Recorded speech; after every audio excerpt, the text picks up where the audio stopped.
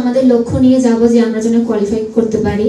তো আমাদের সর্বোচ্চ চেষ্টা করব যাতে আমরা কোয়ালিফাই করতে পারি।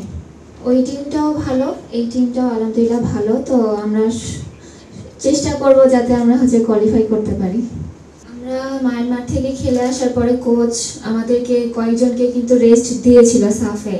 আমরা কয়েকজন যারা ওখানে খেলেছিলাম তারা কিন্তু মাঠে খেলিনি, বিশেষ করে আমি স্বপ্না যারা ছিলাম। তো ওখান থেকে আমাদের রিকভারিটা কোচ যেভাবে মনে করেছে আমাদেরকে দিয়েছে। এখন কোচ তখনই বলেছিল যে তোমাদেরকে এফসির জন্য খেলতে হবে ভালোভাবে। তো কোচ ওভাবেই আমাদেরকে রেস্ট দিয়েছে। কোচ আমাদের সবাইকে খেলিয়েছে সাফ আন্ডার-20-তে, যাতে আমাদের এফসিতে গিয়ে যেন কারোর ভিতরে ভয় না থাকে যে এত বড় টিমের সাথে আমরা খেলতে পারবো কি পারবো না।